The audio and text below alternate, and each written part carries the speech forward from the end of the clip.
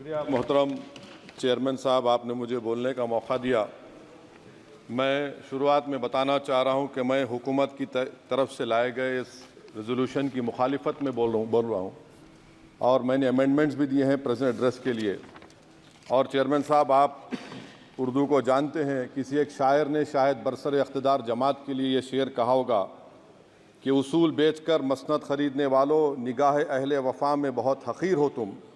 वतन का पास तुम्हें था ना होगा कभी कि अपने हिर्स के बंदे हो, बेज़मीर हो तुम। इज़्ज़त नफ्स किसी शख्स की महफूज नहीं, अब तो अपने ही निगहबानों से डर लगता है। डंके की चोट पे जालिम को बुरा कहता हूँ, मुझे सूली से न जिंदानों से डर लगता है। मोहतरम चेयरमैन साहब, मैं आज इन लोगों की तरफ से बोल रहा हूँ जो दिखते तो हैं, जिनके बारे में बात तो होती है मगर उनकी कोई नहीं सुनता। मैं उनके बारे में बोल रहा हूँ जिनके बारे में वज़ीर आज़म मोदी ने कहा था कि घुसपैठी है। मैं उन बेटियों और माओं के बारे में कह रहा हूँ जिनके बारे में मोदी ने कहा कि ज़्यादा बच्चे पैदा करते। मैं उन मासूम नौजवानों के बारे में कह रहा हूँ जिनको मॉब लिंचिंग के ज़रिए मारा जा रहा है। मैं उन बेज़ुबान माँ और बाप के बारे में बोल रहा हूँ जिनकी औलाद आज इस हुकूमत के गलत कानून के चक्कर में जेलों में सड़ रहे हैं। सर, मैं दस्तूर जब इस ऐवान में बन रहा था, संविधान बन रहा था, तो उस वक्त अलहदा वोटर लिस्ट और इंतखाबी रिजर्वेशन की बात आई तो उस वक्त के हमारे फाउंडिंग फादर्स ने, हमारे बुजुर्गों ने, दोनों समुदाय के हिंदू और मुसलमानों ने फैसला किया कि हम इस पर राज़ी नहीं होंगे। बल्कि उन्होंने क्या कहा था हमारे फाउंडिंग फादर्स ने, उन्होंने मुखालिफत की थी अलहदा वोटर लिस्ट की और इंतखाबी रिजर्वेशन की। उन्होंने कहा था, I quote sir, it is the duty of majority community to ensure that minorities are elected in the representative numbers. BJP मुसलमानों की नफरत पर जीतती है और मुसलमानों के नाम निहाद मसीहा मुसलमानों के 90% ज़्यादा वोट हासिल करते हैं, मगर फिर भी इस ऐवान के दरवाजे नहीं खुलते मुसलमानों के लिए और सिर्फ 4% मुसलमान जीत कर आते हैं। सर, संविधान सिर्फ एक किताब नहीं है जिसे चूमा जाए, संविधान एक किताब नहीं है जिसे दिखाया जाए, संविधान एक सिंबल भी है, मगर संविधान एक हमारे बुजुर्गों के ख्वाबों की किताब है। हमारे जमहूरियत को हमारे बुजुर्गों ने इस तरह समझा, हमारे फाउंडिंग फादर्स ने इस तरह जमहूरियत को समझा कि इसमें हर समुदाय और मजहब और समाज के मानने वाले लोगों की राय को शामिल किया जाएगा इस मुल्क को चलाने के लिए। मगर इस ऐवान में सिर्फ 4% मुसलमान जीत कर आते हैं।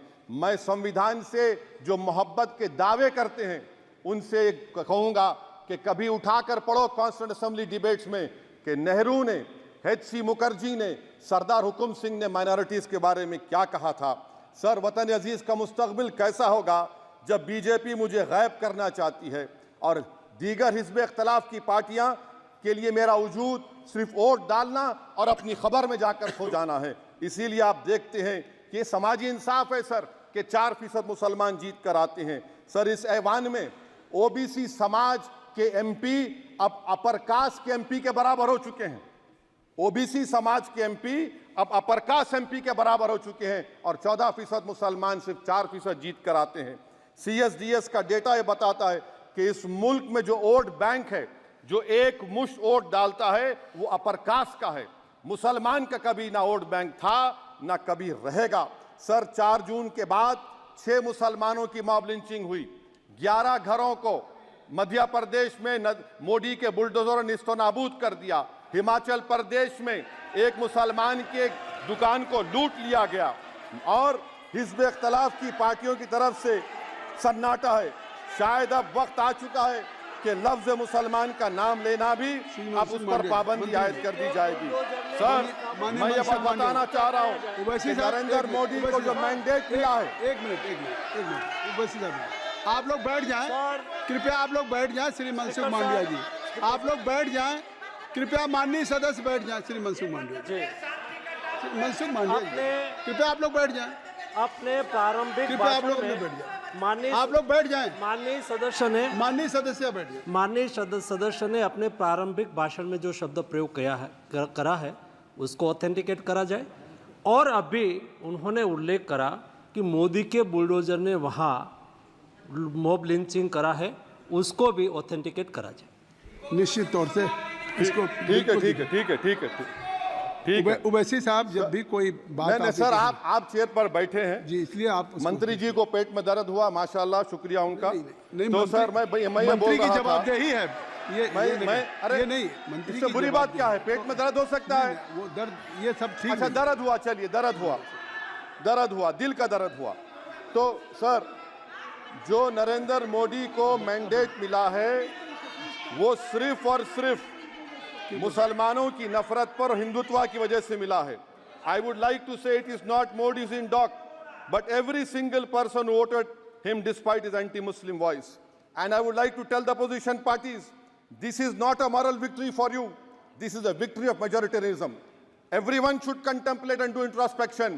Why is it that the OBCs and the upper caste are getting their due representation? Why are the Muslims not getting? Are we here only to vote for you and not to get elected? If that is the case, please tell us that we are only here to vote for you. Sir, आज भारत के आधे नौजवान बेरोजगार हैं और रोजगार की तालाश, बेरोजगारी का आलम यह है सर कि मोदी सरकार के 5 साल में 75 लाख एस्पिरेंट्स की जिंदगी बर्बाद हो गई, 6 पेपर लीक हुआ। बेरोजगारी का आलम यह है सर कि रशिया जा रहे हैं, वहां जाकर अपनी जानों को दे रहे हैं।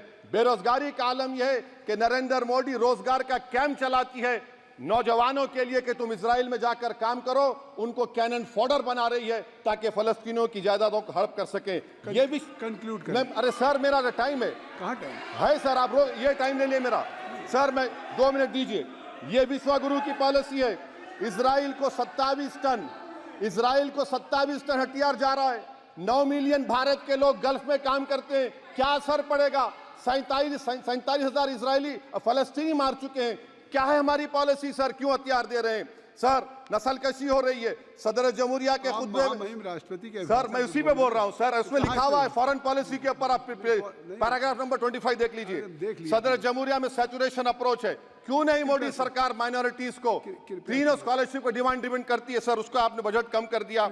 सर, बनारस का बुनकर 18 महीने से मंडी का शिकार है, सूरत और बेंगलुरु जा रहा है। सर आखिरी बात कंक्लूड कर रहा हूं, आखिरी बात सर, पनून केस में निखिल गुप्ता, मोदी ने कहा था कि हम घर में घुसकर मारा, तो निखिल गुप्ता को किसने ऑर्डर दिया था पनून को मारने का? अगर नहीं दिया तो उसको बचाइए, और अगर दिया नहीं तो फिर उस पर पीएमएलए क्यों नहीं लगाते? सर समाप्त करो। कमेटी बनाई आपने, उसका क्या हुआ? सर हम एससीओ को नहीं जा रहे। सर मैं आपको बता रहा हूं कि मैं अपनी इस तकरीर को टीपू सुल्तान की नजर, सुनिए सर, अब हो गया खत्म कर रहा हूं सर। मैं अपनी तकरीर को टीपू सुल्तान के नजर कर रहा हूं। ये टीपू सुल्तान की फोटो है, क्या आप इससे भी नफरत करेंगे? सर ये संविधान में टीपू सुल्तान की फोटो है जिस पर वल्लभ भाई पटेल ने साइन किया, श्यामा प्रसाद मुखर्जी ने साइन किया। ये आपकी नफरत है सर। आखिर में मैं अपनी बात को खत्म कर रहा हूं इस शेर पर कि क्या दिन दिखा रही है सियासत की धूप छांव, जो कल सपूत थे वो कपूतों में आ गए, थे इस कदर अजीम के पैरों में ताज थे, इतने हुए जलील के जूतों में आ गए। बहुत बहुत शुक्रिया सर।